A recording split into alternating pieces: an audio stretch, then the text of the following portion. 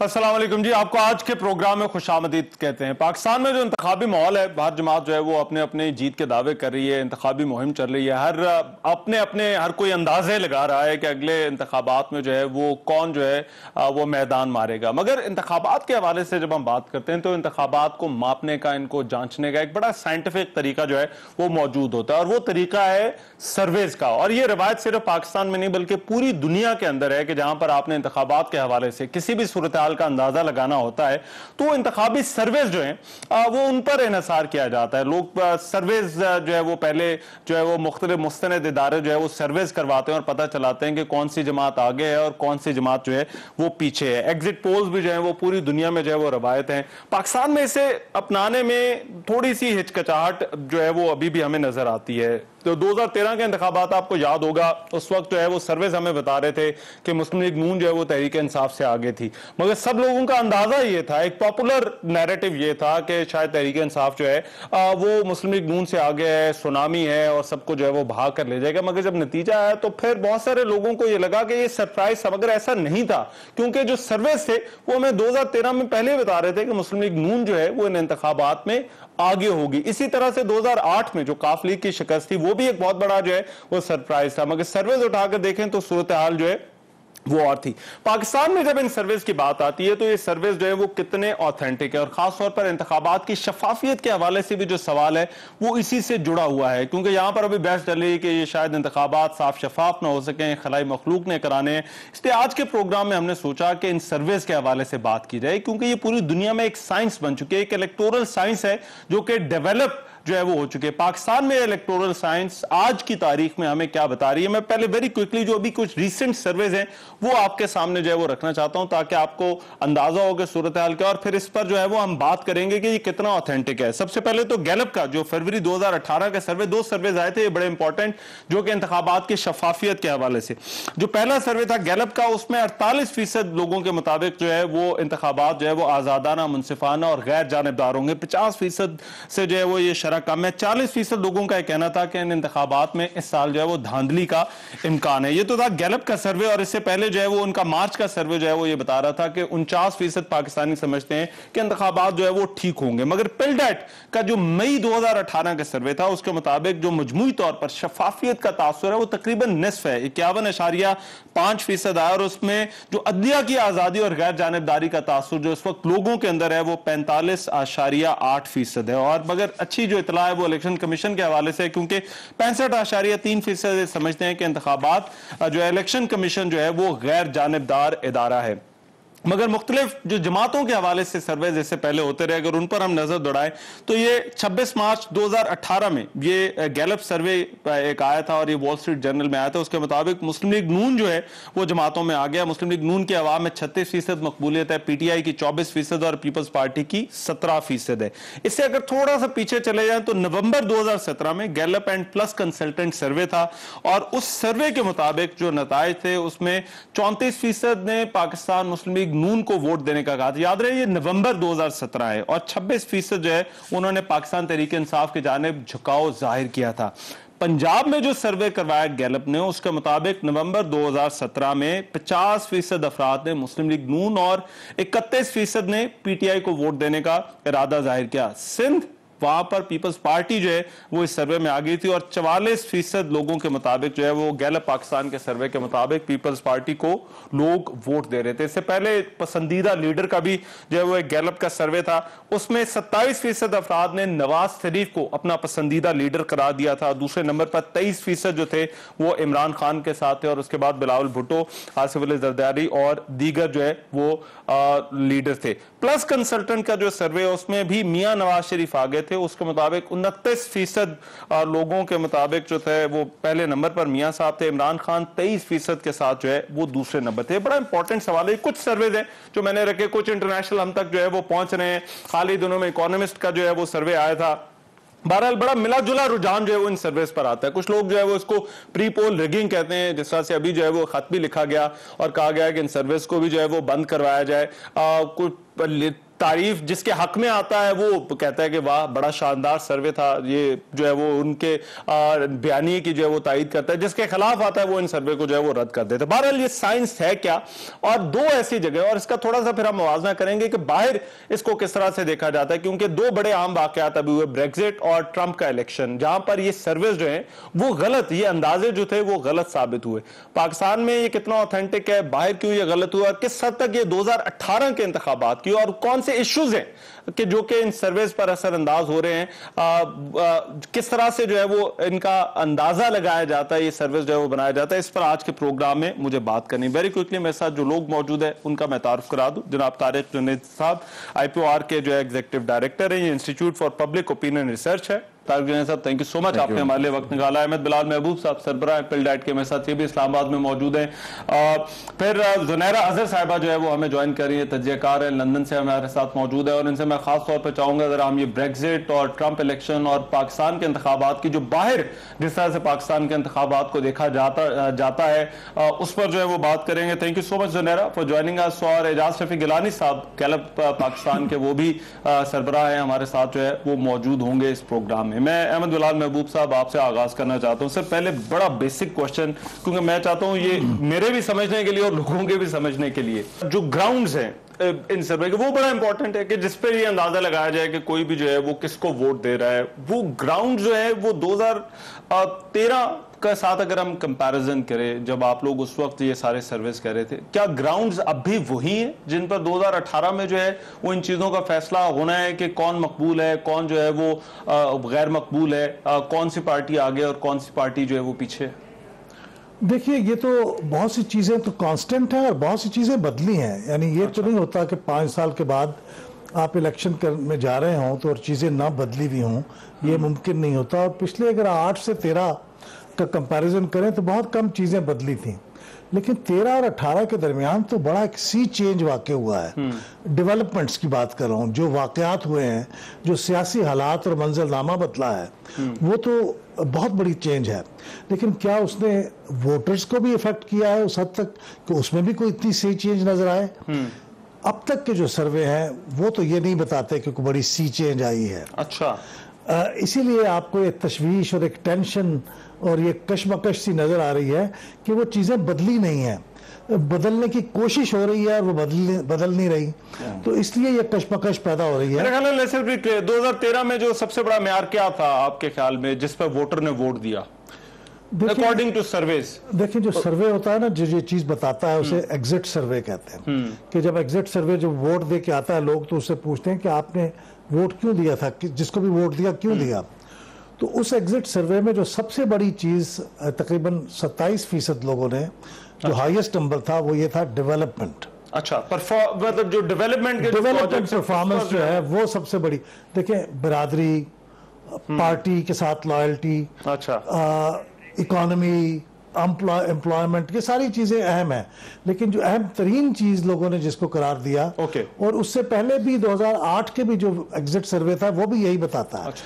मैं जुनैरा साहब, मैंने शुरू में जिक्र किया ब्रेक्जिट का और ट्रंप के इंतखाब। मेरी जो अंडरस्टैंडिंग है, अगर हमारे यहाँ चले रिसर्च जैसे भी होती है, और बाहर तो जरा हमसे तो ज्यादा अच्छे तरीके से करते होंगे, ज्यादा उसकी ऑथेंटिसिटी जो है वो अपने तौर पर एस्टैब्लिश करने की कोशिश करते होंगे, तो वो क्यों गलत हो गए फिर?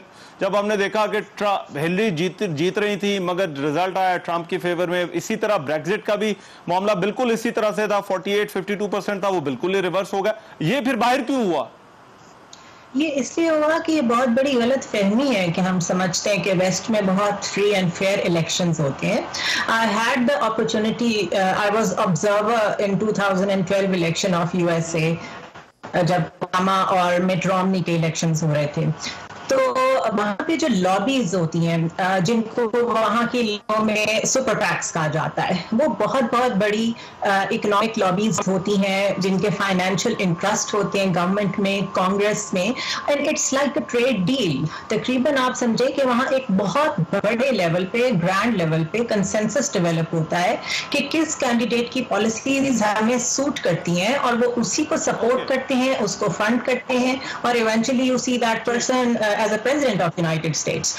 Similarly, ब्रिटानिया में जो ब्रेक्सिट हुआ था, that was not an election, that was a single point agenda referendum. और उसमें वो एक बहुत बड़ा डिसीजन था यूरोपियन यूनियन से अलग होने का. उसमें कोई पॉलिटिशियंस खुद रिस्पॉन्सिबिलिटी नहीं लेना चाह रहा था, इसलिए वो लोगों के हाथ में दे दिया गया. और टू कट इट शॉर्ट, इस वक्त सूरत हाल ये है कि गवर्नमेंट एक हंग पोजीशन में आई है. They don't know what to do. उन्होंने कह तो दिया कि we are exiting from European Union because people have said so, लेकिन यहाँ की डेमोक्रेसी के मुताबिक वो उसे रोल बैक तो नहीं कर सकते. But now they are in trouble क्योंकि उसको एक्सपेडाइट करना इतना I get your point, I get your point. मगर अभी इस वक्त हमारे साथ मौजूद हैं डॉक्टर एजाज शफी गिलानी साहब, चेयरमैन गैलप पाकिस्तान है. एजाज शफी गिलानी साहब, बहुत शुक्रिया सर, आपने आज हमारे लिए वक्त निकाला. सर, ये जो सर्वेस करवाए जाते हैं, जो इनकी मेथोडोलॉजी होती है, जिसको तरीकाकार कह लेना चाहिए, जरा मैं चाहता हूं जरा अपने समझने के लिए, लोगों के समझने के लिए, तरीकाकार क्या होता है सर? किस तरह से अंदाजा लगाया जाता है कि ये फैक्टर्स हैं जिनकी बुनियाद पर यह कहा जा सकता है कि ये सर्वे जो है वो बड़ा इंपॉर्टेंट है, ऑथेंटिक है, और इससे जो है वो पता चल सकता है कि कौन आगे है कौन पीछे है? मेरा ख्याल बहुत अहम सवाल है आपका, और यही बहुत से लोगों के जहन में आता है. यहाँ मैं ये बात ज़रूर अर्ज़ कर दूँ कि जैसे हमने कहा कि जो मीडिया पंडित कह ले, मजाक से बाज़ लोग ये कहते हैं, जब वो उनका एक विजदान होता है, एक बड़ा लंबा तजुर्बा होता है, और उस तजुर्बे की बुनियाद पे मीडिया के एनालिस्ट अपना कोई तखमीना लगाते हैं. इसी तरह जो पॉलिटिकल प्लेयर्स हैं वो अंदर की कहानी जानते हैं, उनका भी लंबा तजुर्बा होता है, वो भी अपने उस तजुर्बे और विजदान की बुनियाद पे करते हैं. ये जो हमारा तरीक़ा है इसमें विजदान शामिल नहीं है. ये ऐसे ही किसी आप शायर से पूछें कि आपने शेर कैसे बनाया है, तो वो ये नहीं बता सकता, क्योंकि वो एक विजदानी कैफियत से उभरता है. लेकिन आप किसी से कहें कि रियाजी का सवाल कैसे हल किया है, तो वो बता सकता है. इसलिए हमारा जो तरीक़ा है वो तो रियाजी के सवाल की तरह है कि मुल्क में अंदाज़न 10 करोड़ वोटर हैं. हमें एक लिहाज से 10 करोड़ वोटरों से पूछना है कि अगर आज इलेक्शन हो तो आप किसको वोट देंगे. वो जो जवाब दे उसे हमें जमा करके उसकी औसत निकाल के वो फिर आप तक पहुंचा देना है.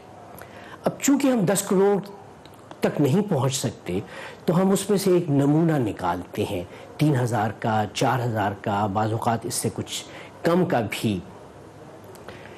हमारी जो महारत है वो दरअसल ये है कि इस देग में से जो मुट्ठी भर चावल हमने निकाले हैं, वो मुट्ठी भर चावल ऐसे हो कि उसमें जितने पके हुए हैं और जितने कच्चे हैं इसका हम सही तखमीना लगा दें.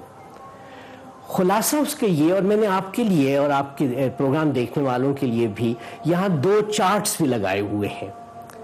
तो ये जो 10 करोड़ वोटर हैं, ये पाकिस्तान के करीबन 1,50,000 देहातों में और शहरी मोहल्लों में रहते हैं.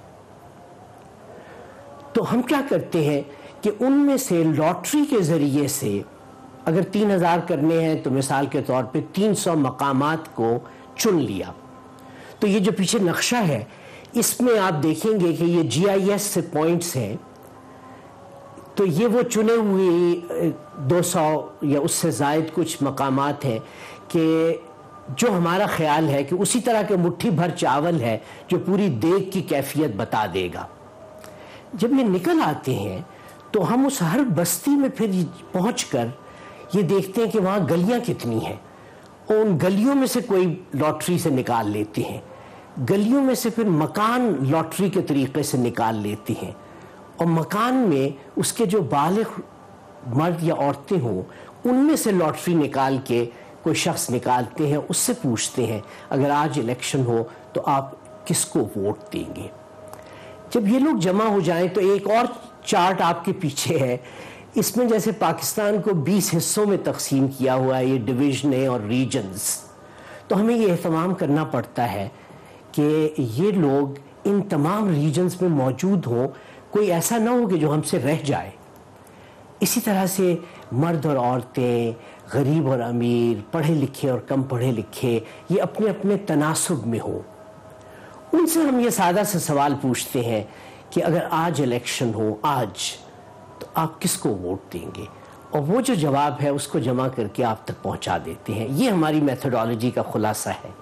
अच्छा सर, पाकिस्तान में जो है वो अब गैलप भी सर्वे करा रहा है, ये बाकी भी हमारे दोस्त बैठे हैं, ये लोग भी सर्वे करा, जो आपने जो मुट्ठी भर चावल निकाले सर, उनके मुताबिक क्या लगता है पाकिस्तान में इस वक्त नंबर 1 कौन है, नंबर 2 कौन है आज की तारीख में? अगर हम बात करें तो 1, 2, 3 ये जो पोडियम पोजीशंस हैं, ये पाकिस्तान में सर्वेज हमें क्या बता रहे हैं जो गैलप के, कि क्या पाकिस्तान में इस वक्त सियासी इंतखाब के हवाले से और सूरत हाल जो है वो क्या है? अच्छा, पिछले इलेक्शन में मुस्लिम लीग ने ये इंतखाब बुनियादी तौर पे पंजाब में बहुत फौकियत की वजह से जीता था, और वहाँ उसको पंजाब में 48% वोट मिले थे और नंबर 2 पार्टी पीटीआई को 20% मिले थे, यानी 28% का आपस में फ़र्क था।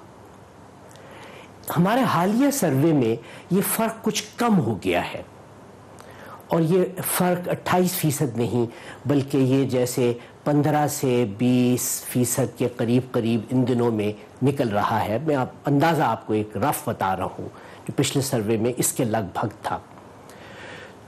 तो मुस्लिम लीग को जो फौकियत थी उसमें कुछ कमी वाक़ई हो रही है, और पीटीआई का जो बहुत बड़ा फ़र्क था ये फ़र्क कम हो रहा है, लेकिन अभी भी मुस्लिम लीग को फौकियत है। अब अगले 6-8 हफ्ते में ये किस सिमत में जाता है। ठीक, एजाज गिलानी साहब बहुत शुक्रिया sir, thank you so much, आपने हमारे लिए वक्त निकाला। मुझे जरा एक ब्रेक लेनी है, ब्रेक के बाद जरा हम वापस आएंगे तो हम वो वेरिएबल्स की बात करेंगे, कौन से ऐसे फैक्टर्स हैं जो आने वाले इंतखाबात पर ये सर्वेज जो अभी बता रहे हैं ये उनको भी जो है वो बदल सकते हैं, क्योंकि ये भी जो है वो एक दिन का अंदाजा है। तो कौन से ऐसे फैक्टर्स हैं और अभी जो कुछ चल रहा है ये सर्वेज पर किस तरह से असरअंदाज हो रहे हैं, इस पर बात करेंगे। इस ब्रेक के बाद आ रहे हैं। ब्रेक के बाद प्रोग्राम में एक मरतबा फिर से खुशामदीद। जो बात हो रही है वो ये कि सर्वेज जो है वो कितने ऑथेंटिक है, किस हद तक सूरत हाल का सही अंदाजा लगाया जा सकता है, और अभी पाकिस्तान में जो इंतखाबी सर्वेज है वो कह क्या रहे हैं। जो पार्टीज हैं वो अपने अपने दावे तो कर रहे हैं, मगर जो एक्चुअल सूरत हाल है इन सर्वेज के मुताबिक वो क्या है। अहमद बिलाल महबूब साहब, मैंने ब्रेक पर जाने से पहले बयानियों की बात की। अब एक तरफ खान साहब का जो है वो बयानी है, मगर दूसरी तरफ मियाँ साहब का भी बयानी है। मैंने तारिक जुनैद साहब से भी पूछा था, मैंने कहा सिविल मिलिट्री रिलेशन, मियाँ साहब ने तो सारा बिल्डअप इसी के ऊपर किया है। तो क्या मियाँ साहब का जो बयानिया है वो पब्लिक ओपिनियन पर असरअंदाज हो रहा है? अगर हम ये कहें कि सिविल मिलिट्री तो लोगों के लिए मैटर ही नहीं करती, तो मियाँ साहब को फोकस सिर्फ परफॉर्मेंस पर करना चाहिए।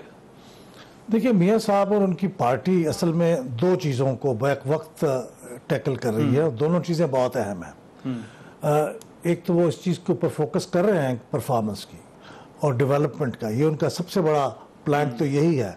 और शहबाज शरीफ साहब तो बात ही उसी की करते हैं एक्सक्लूसिवली, क्योंकि पंजाब उसका बहुत बड़ा उन्होंने मॉडल के तौर पे पेश किया है, तो डेवलपमेंट को भी पेश करते हैं। लेकिन मामला ये हुआ है कि नवाज शरीफ साहब को डिस्क्वालीफाई करके निकाला गया है करप्शन के मुबैना इल्ज़ाम के ऊपर, तो उन्होंने उसका दिफा भी तो करना है ना। उसको बैलेंस करने के लिए वो ये कह रहे हैं कि मेरे साथ जुल्म हो रहा है, अच्छा, मैं मजलूम हूँ। तो हमारे यहाँ जो मजलूमियत का कार्ड है वो भी माजी में बहुत इफेक्टिवली प्ले हुआ है और कामयाब भी हुआ है। तो अगर आप ये लोगों के सामने ये पेश कर दें कन्विंसिंगली ये केस, अच्छा, कि मेरे साथ जुल्म हुआ है, मैं मजलूम हूँ, तो मजलूमियत की हद तक जो है वो मियाँ साहब का बयानिया जो है वो पोल्स पर असरअंदाज हो सकता है। और मुझे लगता है कि कुछ हो रहा है या नहीं हो रहा आपके? मेरे ख्याल में कुछ हो रहा है। आपका सर्वे तो अगर तो लोग शफाफियत पर सवाल तो उठा रहे हैं, जो पिल डाइट का सर्वे कहता है, तो इसका तो मतलब फिर ये निकलना चाहिए कि वो कहीं ना कहीं बयानिया जो है वो लोगों के साथ चल रहा है कि इंतखाबात जो है वो शफाफ नहीं होंगे, धांधली होगी इनमें। पिल डाइट की जो अभी रिपोर्ट थी वो तो बेसिकली एक असेसमेंट रिपोर्ट थी, वो सर्वे नहीं था, पब्लिक ओपिनियन सर्वे नहीं था। अच्छा, लेकिन मेरा ख्याल ये है कि जलसों के अंदर लोगों के जोशो खरोश को और तादाद को देख के, और जो रिसेंट पब्लिक ओपिनियन पोल्स हैं उनको भी देख के, और जो ओरिजिनल प्रेडिक्शन थी कि ये तो बर्बाद हो जाएगी पार्टी जो ही डिस्क्वालीफाई होंगे, वो नहीं हुई। तो अच्छा, उसकी वजह ये थी कि पब्लिक के अंदर ये बयानिया किसी हद तक काबिल कबूल हो रहा था। मगर अब फॉर एग्जांपल एक और केस एन एग्जांपल जो जहां पर पर्सनल इश्यूज आ जाते हैं, इमरान खान की मिसाल, ये रेहाम खान की किताब वाला मामला, क्या आपको लगता है कि ये भी पब्लिक ओपिनियन पोल्स पर असरअंदाज हो सकता है? ये इतना टाइम फ्रेम है या ये मामला जो है वो उससे पहले जो है वो कहीं गुम हो जाएगा, अगर हम आज की तारीख में बात करें? जी, हो सकता है। अच्छा, देखिए, एक तो कॉन्स्टिट्यूएंसी आपकी वो होती है हर लीडर की जिसकी लॉयल्टी इतनी जल्दी वेवर नहीं करती, वो एक मुस्तकिल आपके साथ उनकी लॉयल्टी रहती है और हालात कुछ भी हो जाए वो आप ही को वोट देते हैं। लेकिन एक बड़ी तादाद ऐसी होती है जो फेंस सिटर्स होते हैं, अच्छा, बिल्कुल एज के ऊपर बैठे होते हैं और वो देख रहे होते हैं कि हालात किधर जा रही है। बाज़ का अगर वो ये लग रहा हो कि ये जीतेगा तो वो भी एक चीज उनको उधर ले जाती है कि अच्छा हम तो जीती वाली पार्टी के साथ होंगे। और अगर ये जो प्रोपेगेंडा है इसके नतीजे में उनके कैरेक्टर के ऊपर एक बहुत बड़ा सवाल अगर सामने आ जाए और वो एक इस तरह से कन्विंसिंगली आए तो ये भी फेंस सिटर्स को दूसरी तरफ उठा के फेंक सकता है। तो मेरे ख्याल में ये फर्क डालेगा, कितना बड़ा फर्क डालेगा ये एक बहुत बड़ा सवाल है, लेकिन डालता है। तारक जो है साहब, ये लीडर और पार्टी का जो ताल्लुक होता है, क्योंकि मैं अब दो चीजें आपसे, पहले तो मुझे जरा लीडर का बताया ना कि लीडर पर अगर कोई बात आती है तो वो फिर पार्टी के वोट बैंक पर भी असरअंदाज होती है, क्योंकि हम कुछ सर्वे देखते हैं जिसमें जो नवाज शरीफ मकबूल हैं या इमरान खान जो है वो मकबूलियत में आ गए। ये कितना फर्क डालता है, ये कितना इंपॉर्टेंट होता है इलेक्शन के लिए जो वोटर अपना उस कैंडिडेट को वोट डालने जा रहे हैं? मेरा ख्याल है हमारी पॉलिटिक्स में बहुत ज्यादा इंपॉर्टेंट है लीडर का रोल। और आपने देखा ही है कि लीडर जो है बेसिकली वो ड्राइव कर रहे होते हैं पार्टी। और हमने जब ये नवाज शरीफ साहब का पुलवामा वाला केस भी चल रहा था, हमने उस वक्त भी सर्वे किए और हाइपोथेटिकली हमने ये देखा कि अगर ये कन्विक्ट होते हैं तो क्या पार्टी के वोट बैंक पे असर पड़ेगा। अच्छा। तो इनिशियली हमने ये देखा सर्वेस के नतीजे में कि कुछ लोगों ने कहा कि हम सोचेंगे वोट देने के लिए, लेकिन चूंकि ये प्रोलॉन्ग हो गया इशू बहुत ज्यादा और अब हम इसको बार बार चुके हम पनामा वाले केस का पब्लिक ओपिनियन पर क्या फर्क क्या पड़ा है? सर्वे क्या बताते हैं? मेरा ये ख्याल है कि इतना ज्यादा डेंट नहीं पड़ा मुस्लिम लीग नून इतना ज्यादा डेंट नहीं पड़ा कि वो इतना सिग्निफिकेंट हो कि वो अगला इलेक्शन हार जाए। क्योंकि ये मामला पिछले कोई 1.5 साल से चले, तो 1.5 साल में ये मीडिया, ये टॉक शोज, क्या ये पब्लिक ओपिनियन पे तो सर इधर तो बदल जानी चाहिए थी, मेरा तो ख्याल है। जैसा कि अहमद बिलाल से फरमाया कि प्रोलॉन्ग चुके कर गया और एक वो जो एक वोटर लॉयल होता है अपनी पार्टी के साथ, उसने पहले देखा कि किस तरफ जाएगा और चूंकि वो बयानिए को असल में बदल के रख दिया है नवाज शरीफ साहब ने,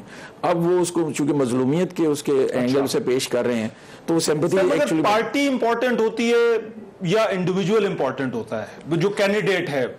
मेरा ख्याल है दोनों। पाकिस्तान में वोटिंग ट्रेंड क्या है अगर हम बहसीत मजमूई ये कहें कि लोग क्या पार्टी को वोट करते हैं या लोग जो है वो इंडिविजुअल को वोट करते हैं? मेरा ख्याल है दोनों बड़े इंपॉर्टेंट है अपनी जगह पर। पार्टी कई जगहों पर पार्टी के नजरियात को और उसकी जिस तरह ये कह रहे हैं कि डेवलपमेंट का जो फोकस है, PMLN का एक डेवलपमेंट एजेंडा है, उसको देख के लोग वोट दे रहे हैं। और कहीं पे सिर्फ लीडर के साथ अपनी एसोसिएशन होती है उनकी कि ये लीडर इसकी चार्म है। आपने पिछले दिनों देखा भी होगा कि लोग उठ के एकदम लीडर को मिलने चाहते हैं, अपना उससे मोहब्बत का इजहार करना चाहते हैं, चाहे कोई भी लीडर हो, इमरान खान साहब हो, नवाज शरीफ साहब हो। तो वो एक उसका करिश्मा भी लीडर का भी होता है। सो मेरा ख्याल है ये कॉम्बिनेशन होता है दोनों का। अच्छा। जो रिजल्ट करता है इनके वोटिंग। और सर इलेक्टेबल्स का, इलेक्टेबल्स जो है वो अब क्योंकि हम देख रहे हैं तहरीक इंसाफ को ज्वाइन कर रहे हैं, इससे भी फर्क पड़ा है जो, क्योंकि फिर मेरा सवाल वो आता है जो कैंडिडेट है वो कितना इंपॉर्टेंट होता है। लेट्स सपोज ये इलेक्टेबल जो है वो अगर जाता है तो क्या ये पब्लिक ओपिनियन को जो है वो एक पार्टी से दूसरी पार्टी में स्विंग कर सकता है कि मतलब जिस हल्के से नून लीग जीत रही हो, इलेक्टेबल PTI में चला जाए तो क्या वो PTI फिर जीत सकती है सीट या नहीं जीत सकती? मेरा ख्याल है फिर जीत सकती है। अच्छा। हाँ जी, उसकी वजह यह है कि देखें हमारे हर हल्के की एक अपनी डायनामिक्स है। अच्छा। जिन हलकों से ये इलेक्टेबल्स जा रहे हैं वो ज्यादातर देहाती हल्के हैं और जहां पे उन सरदारों का या उन वडेरों का जो है होल्ड है ज्यादातर, तो वो वडेरा चाहे किसी भी पार्टी में चला जाए उसके जो वोटर्स हैं उसके साथ ही जाते हैं। अच्छा। और एक फैक्टर और देखने का ये है कि हर जगह पे एक ब्रांड भी होता है पार्टी। जो पार्टी का जो ब्रांड वोट होता है वो 10 से 15% हर हल्के में हर हल्के के अंदर 10 से 15 हजार है जो पार्टी का लॉयल वोटर है, जिसने मतलब पार्टी का कोई भी कैंडिडेट आ जाए उसने पार्टी उसी को वोट देना है। जी हाँ, तो इससे अगर आप दोनों को कंबाइन कर लें, so electable plus the combine voter of the party, वो मिलके तो एक अच्छा खासा वो फर्क डाल सकते हैं। अच्छा, मुझे एक ब्रेक लेनी है, मैं एक मुख्तसर सी ब्रेक ले रहे हैं। ब्रेक के बाद अगर वापस आते हैं तो ये सर्वे और फिर जो आने वाले इश्यूज है वो किस तरह से असरअंदाज हो सकते हैं, जरा इस पर हम अपनी गुफ्तगू जारी रखें। इस ब्रेक के बाद आ रहे हैं। ब्रेक के बाद प्रोग्राम में एक मरतबा फिर से खुशामदीद। बात हो रही है इंतखाबी सर्विस के हवाले से और इंतखाबी सर्विस कितने इंपॉर्टेंट हैं और इन सर्विस के मुताबिक कौन सी पार्टी आगे है, कौन सी पार्टी पीछे है, कौन इंतखाबात जीतता हुआ नजर आ रहा है, इस पर बात हो रही है। अहमद बिलाल महबूब साहब, तारिक जुनैद साहब और जुनैरा अजहर साहबा मेरे साथ मौजूद है। जुनैरा साहबा, मैं I want to start this segment with you. बाहर ये जो वेरिएबल्स की हम बात करते हैं, ब्रेग्जिट के ऊपर एक और बड़ी हमने कैंपेन देखी थी, ट्रंप इलेक्शन, नेशनलिज्म का बड़ा जो है वो इंपॉर्टेंट फैक्टर था। कुछ कंपैरिजंस आपको नजर आते हैं पाकिस्तान के साथ, क्योंकि पाकिस्तान की डिबेट में भी अभी सिविल मिलिट्री रिलेशंस की हम बात सुनते हैं, यहाँ पर भी कोई बात हो रही है कि कौन मुहिब्बे वतन है कौन नहीं है, तो क्या ये फैक्टर्स वाकई वोटर के ऊपर जो है वो असरअंदाज हो सकते हैं? किस तरह से मवाजना करती हैं जो बाहर जो कुछ हुआ और फिर यहाँ पर जो कुछ हो सकता है? बाहर तो अगर किसी की national security point of view से कैंडिडेसी क्वेश्चनेबल हो जाए तो उसका बहुत बड़ा इफेक्ट होता है। एक बंदा भी उसको वोट नहीं देगा ऐसी पर्सनालिटी को। और अगर आप पाकिस्तान की बात करें तो मेरे ख्याल है इस वक्त this is first time ever कि हमने नेशनल सिक्योरिटी को कौन थ्रेट है कौन नहीं है इसकी कुछ डिबेट सुनी है, और दूसरा करप्शन को as a very vivid variable हम लोग देख रहे हैं कि सामने आया है। अहमद बिलाल महबूब साहब, सर यहाँ पे भी तो लोग बरादरी पे वोट डालते हैं। आपने, क्योंकि आपने शुरू में जिक्र किया परफॉर्मेंस का, तो लोग ज्यादा वोट पंजाब की जब आप बात करते हैं परफॉर्मेंस पे देते हैं, बरादरी पे देते हैं वोट? देखिए, परफॉर्मेंस का एक पहलू है डेवलपमेंट। तो मैंने कहा था डेवलपमेंट के ऊपर, परफॉर्मेंस में तो और बहुत सी चीजें हैं ना, कि आपकी गवर्नेंस कैसी रही, आपने सर्विसेज कैसी प्रोवाइड, आपने डेवलपमेंट की बात की और इसीलिए आप देखेंगे कि हर सड़क किसने बनाई, गली किसने पक्की कराई, इसीलिए आप देखेंगे कि हर गवर्नमेंट कोशिश करती है कि वो बड़े ऐसे प्रोजेक्ट तख्लीक कर जाए अपने दौर हुकूमत में जो विजिबल हो, जो लोगों को लगे। अब देखिए, शुरू में रजिस्ट किया तहरीक इंसाफ ने खैबर पख्तूनख्वा में कि कोई ऐसा विजिबल हमने बड़ा प्रोजेक्ट नहीं बनाना, हमने तो एजुकेशन पे काम करना है, हेल्थ पे करना है, लेकिन बिलाखिर उन्हें भी मेट्रो बस पे आना पड़ा, ताखीर से आया, इसलिए कि लोगों की इतनी स्ट्रॉन्ग प्रेफरेंस है। मगर क्या वो जो बात करते हैं कि अस्पतालों की हालत ठीक करना, पुलिस थाना जो है वो कल्चर ठीक करना, क्या ये लोगों के लिए मैटर नहीं करता?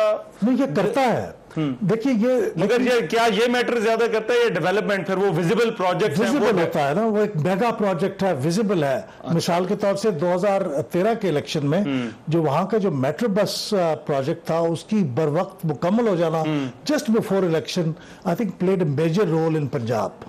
तो इस वक्त भी ऑरेंज ट्रेन अगर ये मुकम्मल नहीं हुई, अच्छा, तो इसका कुछ नुकसान हो सकता है। अगर ये मुकम्मल हो जाती तो बहुत फायदा होता। इसलिए आपने देखा कि कोशिशें हुई कि ऑरेंज ट्रेन के प्रोजेक्ट को किसी तरीके से डिले किया जाए, और यही सूरत हाल कोई पंजाब पिंडी इस्लामाबाद के मेट्रो बस। मैं आपने क्योंकि सिंध की बात की, सिंध में ये सूरत हाल क्यों नहीं है जो ये बता रहे हैं डेवलपमेंट प्रोजेक्ट्स की? आप इससे डिसएग्री कर रहे हैं, आप कह रहे हैं सिंध में और फैक्टर्स हैं। तो सिंध के अंदर जहां पर हम गवर्नेंस पे बहुत बड़ा एक क्वेश्चन मार्क है, वहां पर अभी भी ये सर्वे जो मेरे सामने है उसमें पीपल्स पार्टी जो है वो 44% पर है, मतलब सबसे आगे। क्यों? अच्छा, उसमें सिंध में जो सूरत हाल है वो वोटर जो है ना अपनी पार्टी के साथ उसकी जबान की वजह से या अपनी एथनिक बैकग्राउंड की वजह से है। अच्छा, और खुसूसन हमें क्लियर डिवीजन नजर आती है इंटीरियर सिंध में और कराची और दूसरे शहरी इलाकों में, और दोनों की इस टसल में डेवलपमेंट नजरअंदाज हो रही है। यानी इस एसोसिएशन में कम वट में वाली बात है कि मैं अगर सैलाब में भी डूब जाऊं तो मेरा वोट जो है एक मखसूस पार्टी को है, चाहे वो मेरे लिए कुछ भी ना करे, पानी भी ना दे मुझे, लेकिन मेरा वोट उस पार्टी का है। अच्छा, हाँ जी। अब इसमें एक और चीज मैं बताएं, क्योंकि आपने कुछ रिसेंट इलेक्शंस जो है वो कंस्टिट्यूएंसी वाइज ये IPOR ने जो है वो कवर किए, उसमें दो बड़े फैक्टर पाकिस्तान की पॉलिटिक्स में इस वक्त एंटर, जिनके मुताबिक मियां साहब ने भी कहा कि ये जो है वो लगता है कि ये कोई और कुव्वतें जो वो सपोर्ट करें। ये मिली मुस्लिम लीग का था और तहरीक लब्बैक या रसूलुल्लाह का था। ये फैक्टर आने वाले इंतखाबात में क्या आपको लगता है असरअंदाज होता कंस्टिट्यूएंसी की पॉलिटिक्स पर? क्योंकि आपका काम है जरा, तो वहां पर ये फैक्टर कितना इंपॉर्टेंट होगा? अच्छा, हमने जो बहुत सारे सर्वेस की और पिछले दिनों जितने भी बाय इलेक्शंस हुए हैं, चकवाल का हो, सरगोदे का हो, उन बाय इलेक्शन में भी हमने ये बड़ा स्टडी किया। लाहौर का 120 का बड़ा टेस्ट हल्का था जिसमें कलसूम नवाज साहब ने इलेक्शन लड़ा, तो इनका जो वोट बैंक है वो 5 से 6% से ज्यादा नहीं निकला। अच्छा। तो अगर आप देखें जहां तो फाइट बड़ी क्लोजली फाइट होगी, जिस तरह PTI और PMLN में क्लोज फाइट होगी, वहां पे ये असर डाल सकता है, क्योंकि वहां पे ये जो 5-6% का वोट है वो किसी को सीट जितवा सकता है और किसी को हरवा सकता है। लेकिन जहां पे वोट का फर्क बहुत ज्यादा है, जिसमें 20%, 15-20% का फर्क है, वहां पे मेरा नहीं ख्याल कि ये इफेक्ट डालेगा। अच्छा, अहमद बिलाल महबूब साहब, कराची बड़ा एक फैक्टर इस वक्त बना हुआ है कि कराची जो है वो एक बहुत बड़ा फर्क डाल सकता है, MQM बड़ी कमजोर पोजीशन। कराची में क्या फैक्टर्स हैं, क्या ट्रेंड है जो अभी कराची से जो है वो आ रहे हैं? वहां पर कौन सी पार्टी जो आगे जा सकती, क्योंकि क्या जो अगर आप असबियत वाली जो बात कर रहे थे कि वहां पर एक एथनिक वोट है, तो क्या अभी भी वो एमक्यूएम के साथ ही है? क्या अभी वो वोटिंग पैटर्न वही होगा, या हम तवक्को कर सकते हैं जो हम ये कहते हैं कि भाई एक नया ट्रेंड आएगा, एक पूरा बदल जाएगा, या वो बदली हुई सूरत हाल नजर आ रही है? देखिए, ये एक बहुत बड़ा सवाल है, क्योंकि इस वक्त सिचुएशन जो है वो पहले तो एक बिल्कुल एक बंद थी ना, वो अब बंद नहीं रही, अब वो ओपन हो गई है। अच्छा। अब ये जो चिप्स हैं ये कहाँ गिरेंगे, ये अभी थोड़ा सा वोलेटाइल है सिचुएशन। लेकिन जो इसमियत का फैक्टर है, जिस तरह सिंध के अंदर इसमियत का एक फैक्टर है, इस तरह कराची में भी ये फैक्टर है। लेकिन इस फैक्टर को कैश कराने के लिए अगर मिसाल के तौर से इकट्ठे हो जाए इस जो MKM से निकली हुई है, MKM की चीजें हैं, तो मेरे ख्याल में ये वोट, ये जो इसमियत का फैक्टर है, ये अभी भी बहुत इफेक्टिव है। अच्छा। और ये उसी वक्त टूटेगा अगर कोई दूसरी पार्टी जो चैलेंज करने वाली है वो एक बहुत बड़े कुव्वत के साथ इसको चैलेंज करे और उसके मुकाबले में कोई ऐसा मैनिफेस्टो लेके आए, ऐसा प्रोग्राम लाए, या ऐसी पर्सनालिटी हो।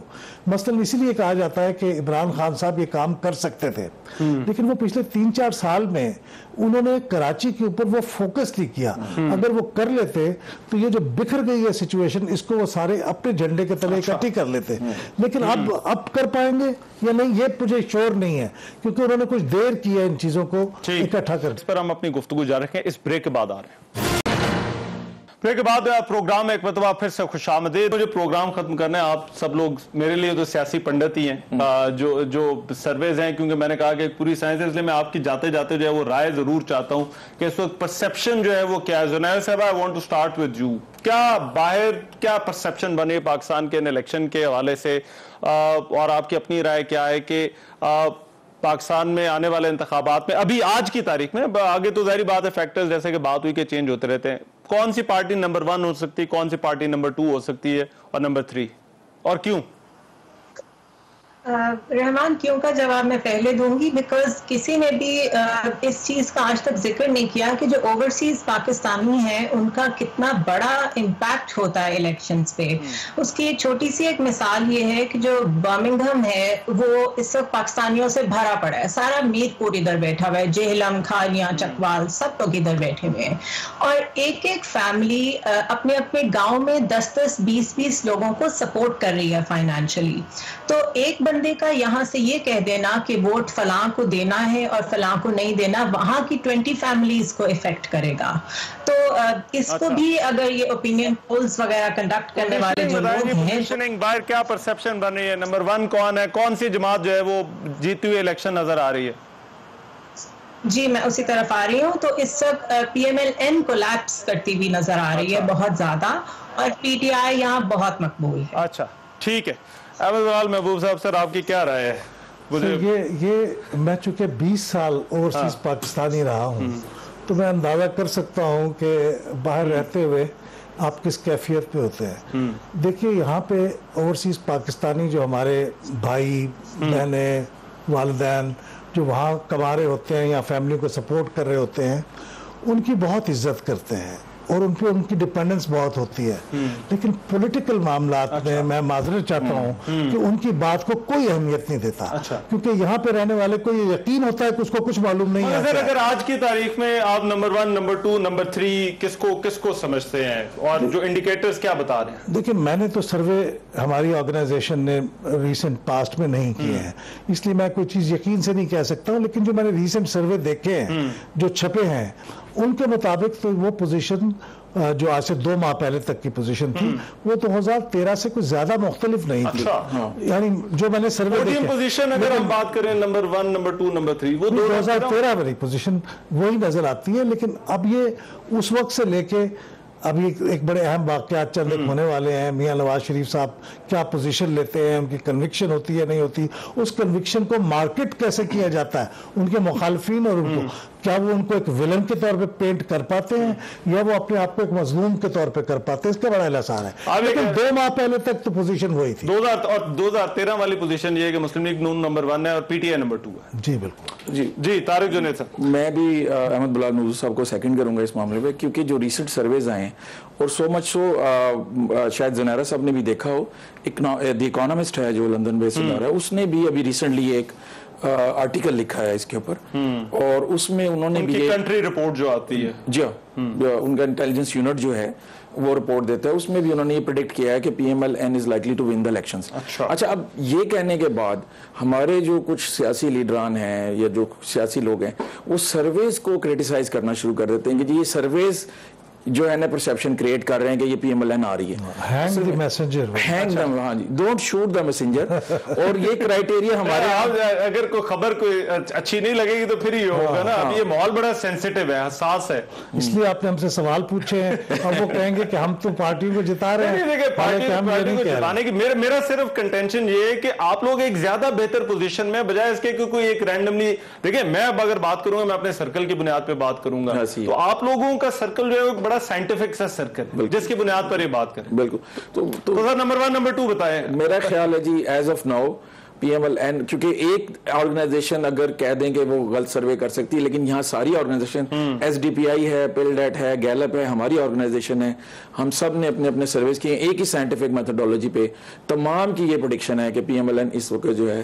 कोई फैक्टर ऐसा आपको नजर आता है जो इस सारी चीज को बदल सकता है? जैसे अहमद बिलाल महबूब साहब ने कहा कि कन्विक्शन एक बड़ा फैक्टर होगा। बहुत बड़ा फैक्टर नहीं होगा। अच्छा, क्योंकि जो वोटर लॉयल्टी है ना जी, वो एक इतनी मजबूत चीज है पाकिस्तान के अंदर, वो तेजी से नहीं बदलती। यानी अचानक कैसे अचानक हो जाए, कुछ डेंट डाल सकता है, लेकिन इस तरह बहुत ज्यादा बिल्कुल बिल्कुल। इसके अलावा कोई और वेरिएबल आपको नजर आ रहा है आने वाले दिनों में? अगर इलेक्शन आगे पीछे हो जाए तो क्या ये भी वेरिएबल होगा? नहीं, मेरा नहीं ख्याल इलेक्शंस आगे पीछे होंगे, क्योंकि अब तो ये बात सर्टन हो चुकी है। और लेकिन फिर भी ये कहना चाहिए there are many slips between the cup and the SIP.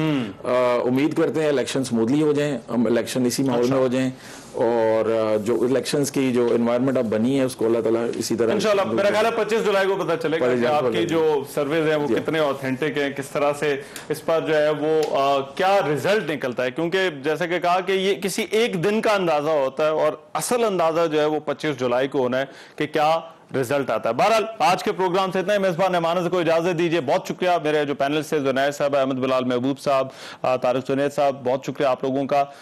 आज के प्रोग्राम से इतना ही, इजाजत दीजिए। अल्लाह निगहबान।